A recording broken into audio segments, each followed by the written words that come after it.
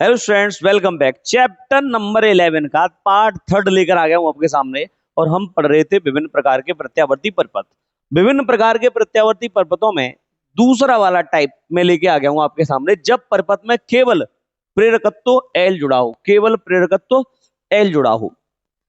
देखो बेटा, डिटेल में पढ़ना है तो थोड़ा सा ये लंबा जाएगा, ठीक है? तो आइए देखते हैं। जब थोड़ा सा थ्योरेटिकल है वो मैं लिख दिया मैंने यहाँ पे। तो जब प्रेरकत्व के स्वरों को प्रत्यावर्ती धारा स्रोत से जोड़ा जाता है, प्रेरकत्व यानी ये कुंडली जो होती है इसे प्रेरकत्व कहते हैं। तो जब प्रेरकत्व के स्वरों को प्रत्यावर्ती धारा स्रोत से जोड़ा जाता है तो उसके स्वरों के बीच उत्पन्न विभवांतर V बराबर V not sine omega T ये होता है। इसके स्वरों के बीच में विभवांतर उत्पन्न हो जाता है V बराबर V not sine omega T. ठीक है बेटा। अच्छा, चूंकि जो कुंडली है उसमें प्रवाहित धारा का मान और परिमाण लगातार बदलता रहता है। भाई परिवर्ती धारा इसमें बह रही है तो पर बदलता रहता है, जिससे कुंडली के तल से बद्ध चुंबकीय विलक्षणता परिवर्तन के कारण एक विद्युत वाहक बल उत्पन्न हो जाता है, जिसका मान E बराबर L into D upon D T, ये आप जानते ही। स्वप्रेरकत्व और विद्युत वाहक बल का जो रिलेशन था E बराबर L into D upon D T, ये उत्पन्न हो जाता है। अब ये विद्युत वाहक बल क्या करेगा? इस पे लगने वाले विभव का विरोध करेगा, इसके कारण ही तो उत्पन्न हुआ है। तो जो कि यहां लिख देते हैं, जो कि आरोपित विभवांतर, आरोपित विभवांतर के बराबर व विपरीत होता है, विपरीत होता है। ठीक है बेटा, आरोपित विभवांतर के क्या होता है? बराबर व विपरीत होता है। तब तब मेरे प्यारे बच्चों, E की जगह पे हम V लिख सकते हैं कि B बराबर L into D I upon D T. ठीक है। समीकरण जो आपने ये बनाया है B बराबर V not sine omega T, V का मान यहां से रख सकते हैं हम। ठीक है, तो यहां पे हम लिख सकते हैं B not sine omega T बराबर L into D I upon D T. ठीक है, यहां तक कोई परेशानी? थोड़ा और इसे अरेंज करते हैं, dt का यहां गुणा कर देते हैं, L को भाग में पहुंचा देते हैं, तो di बराबर निकाल लेते हैं। तो हो जाएगा B not sine omega T into D T upon L बराबर di। ठीक है, देखो और थोड़ा सा मैं इसको इधर थोड़ा अरेंज करता हूं। जैसे di बराबर V not upon L into sine omega T into D T, sine omega T into D T. ठीक है, ये आपका डायग्राम है, ये कुंडली जुड़ी हुई है, इसे प्रेरक प्रेरक कहते हैं या प्रेरकत्व कहते हैं। और ये इसमें विभवांतर लगा हुआ है। ये आपका डी आई बराबर V naught upon L sine omega T into D T हो गया। अब इसका डिफरेंशियल कर दो बेटा, क्या कर दो? डिफरेंशियल। तो यहाँ D upon D T integration कर दो भाई, डिफरेंशियल इंटीग्रेशन करो बेटा। यहाँ से इंटीग्रेशन डी आई लिख देता हूं, चलो डी आई और V naught upon L integration sine omega T into D T, sine omega T into D T. अब देखो ये तो धारा आई हो जाएगी वी नॉट अपॉन एल, और साइन ओमेगा टी का समाकलन होता है बेटा माइनस के कॉस ओमेगा टी। और इस थीटा यानी जो इसका ओमेगा टी है इसका भी करना पड़ेगा, यानी थीटा का करना पड़ेगा। तो ओमेगा टी का 1 अपॉन ओमेगा, यानी तो नीचे आ जाएगा इसमें ओमेगा। ठीक है बेटा, तो यहां से देखो, अब इसे ऐसे लिख सकते हो आई बराबर B naught upon omega into L, और यहां माइनस का cos omega T, B naught upon omega into L into cos omega T. ठीक है, यहां तक कोई परेशानी? बेटा एक बात सुनो आप, देखो एक आगे मैं फॉर्मूला बताऊंगा, कुंडली द्वारा धारा के मार्ग में आने वाली रुकावटों को प्रेरण प्रतिघात कहते हैं। और प्रेरण प्रतिघात जो होता है बेटा, अभी आगे मैं डिटेल में समझा दूंगा, उसे कहते हैं एक्सएल। एक्सएल बराबर होता है ओमेगा इंटू एल। तो ये प्रतिरोध का काम करता है। जैसे प्रतिरोध, जैसे ये जिगजैग जिगजैग ये प्रतिरोध बनाते हैं यार, इसके द्वारा धारा के मार्ग वाली रुकावटों को प्रतिरोध कहते हैं। ऐसे ही कुंडली लगी है तो इसमें भी धारा प्रवाहित हो रही है, तो इसके भी द्वारा मार्ग में रुकावट आ रही होंगी, तो इसके द्वारा जो मार्ग में रुकावट आती है उसे प्रेरण प्रतिघात कहते हैं, जो कि एक्सएल से डिनोट किया जाता है। प्रतिरोध को आर से, प्रेरण प्रतिघात को एक्सएल से, और एक्सएल बराबर होता है ओमेगा इंटू एल। ये भी एक तरीके का प्रतिरोध होता है। तो आप ये जानते हो कि बी के नीचे प्रतिरोध अगर लिखा हो बी नॉट अपॉन आर, ये किसके बराबर होगा? आई नॉट के। धारा आई बराबर बी अपॉन आर होता है। अब आर की जगह पे हमारा क्या है? ओमेगा नॉट है, ओमेगा इंटू एल है, सॉरी, तो ओमेगा इंटू एल ये। तो आप यहां पे क्या कर सकते हो, इसके स्थान पर ये जो लिखा हुआ है इसके स्थान पर आप क्या V naught upon omega L की जगह पे क्या लिख सकते हो? I naught. क्या लिख सकते हो? आई नॉट, क्योंकि ये किसके बराबर है? आई नॉट के, यानी B naught upon omega L. तो आई बराबर बेटा हो जाएगा आपका माइनस का आई नॉट, और ठीक है ये हो गया आपका कॉस ओमेगा टी। आई बराबर माइनस के आई नॉट कॉस ओमेगा टी। कोई परेशानी यहां तक? अब थोड़ा और आगे बढ़ जाओ। देखो बेटा, यहां पे देखो बेटा, साइन 90 माइनस थीटा बराबर होता है कॉस थीटा। इसी तर्ज पे मैं ये कह दूं कि साइन पाई बाई अपॉन 2, पाई का मान होता है 180 अंश, पाई का मान 180, पाई बाई 2 मतलब इसका आधा, इसका आधा मतलब 90 हो गया। तो 90 की जगह पाई बाई 2 लिख सकता हूं क्या? बताओ। माइनस के थीटा बराबर कॉस थीटा, लेकिन कॉस थीटा की जगह पे ओमेगा टी लिख दूं, थीटा की जगह पे ओमेगा टी, तो यहां पे आ जाएगा कॉस ओमेगा टी।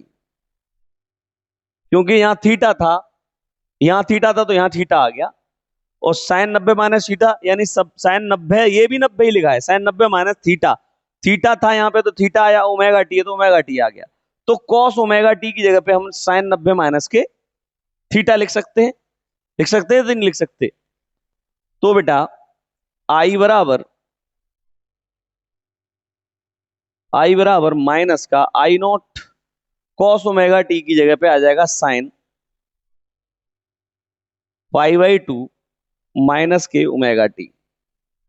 बोलो। अब बेटा देखो, माइनस का गुणा कर दो इसमें, इस पद में, तो ये हो जाएगा बेटा आई बराबर आई नॉट और साइन ओमेगा टी आ जाएगा इधर, और ये हो जाएगा माइनस का, तो ये हो जाएगा पाई बाई 2। ठीक है, तो आई बराबर I naught sine omega t minus pi by 2, pi by 2 यानी ओमेगा टी में से 90 माइनस कर रहे हैं हम। ठीक है, ये हमारी क्या आ जाएगी बेटा? धारा की समीकरण आ जाएगी। ये किसकी समीकरण आ जाएगी? धारा की। अब इस जो धारा की ये समीकरण आई है, इसकी तुलना विभव की समीकरण से अगर आप कर दें तो हमें कलांतर पता चल जाएगा। ठीक है, ये रहा, ये रहा। धारा की समीकरण की तुलना मैं यहां लिख देता हूं, धारा की इस समीकरण की तुलना, धारा की इस समीकरण की तुलना, धारा की समीकरण की तुलना कैसे करने पर? धारा की इस समीकरण की तुलना विभव की समीकरण से करने पर, विभव की समीकरण से करने पर हमें ज्ञात होता है, धारा की समीकरण की तुलना, धारा की समीकरण की तुलना विभव की समीकरण से करने पर हमें ज्ञात होता है कि ये बताओ साइन ओमेगा टी ज्यादा है या omega t minus pi by 2? भाई ओमेगा टी और ये ओमेगा टी में से 90 माइनस हो गया तो ये तो पीछे हो गया ना, तो धारा पीछे है, विभव आगे है। तो धारा के समीकरण की तुलना विभव की समीकरण से करने पर ज्ञात होता है कि विभव विभव धारा से 90 डिग्री अग्रगामी है, अग्रगामी। ठीक है बेटा, ये इसकी इक्वेशन निकल करके आ जाती है। अब बात करें बच्चों इसके ग्राफ की, धारा और विभव के बीच ग्राफ। आइए बेटा देखते हैं धारा और विभव के बीच ग्राफ। अब ये ग्राफ देखो कैसे बनेगा यहां से।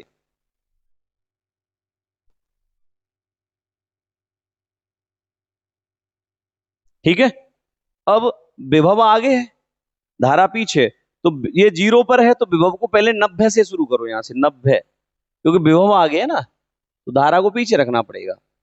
तो धारा 0 पर है तो विभव 90 पर है, तो ये विभव b बराबर b not sine omega T, और I बराबर I not sine omega T. ठीक है, और ये यहां पे माइनस के π/2, धारा पीछे है। ठीक है, इसका फेजर ग्राफ अगर खींचा जाए तो बेटा फेजर ग्राफ, फेजर ग्राफ में क्या है, फेजर ग्राफ देख लो भाई कैसे। तो इसे एक ऐसे ग्राफ की सहायता से समझते हैं। फेजर ग्राफ के लिए ग्राफ बनाओ भाई, ग्राफ तो बनाना ही पड़ेगा। तो विभव और धारा दोनों अगर देखे जाएं तो इन दोनों के बीच में यही जो एंगल बन रहा है वो 90 डिग्री है कि नहीं बताओ। ये ओमेगा टी, ठीक है कि नहीं, ये यहाँ ओमेगा टी पर है और ये 90 डिग्री पीछे है इससे, वैसे इसके बराबर में थी यहाँ पे। ये क्या है, विभव है बी नॉट, और यहाँ क्या है, धारा है आई नॉट।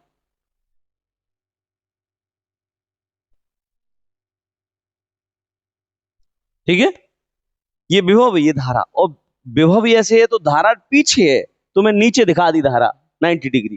तो ये ग्राफ बनाते हैं ऐसे, ये होता है फेजर ग्राफ। ठीक है, एक हेडिंग और देख लो इसमें, जो मैं अभी आपको समझा रहा था बीच में डेरिवेशन के अंदर। तो यहां पे आता है बेटा प्रेरण प्रतिघात, प्रेरण प्रतिघात। प्रेरण प्रतिघात किसे कहते हैं, तो देखो बेटा कुंडली द्वारा, कुंडली द्वारा धारा के मार्ग में आने वाली रुकावटों को, धारा के मार्ग में आने वाली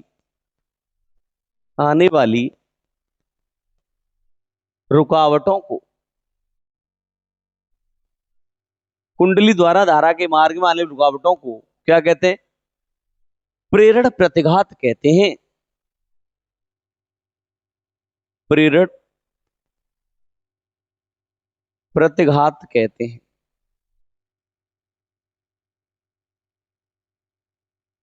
कुंडली द्वारा धारा के मार्ग में आने वाली रुकावटों को प्रेरण प्रतिघात कहते हैं।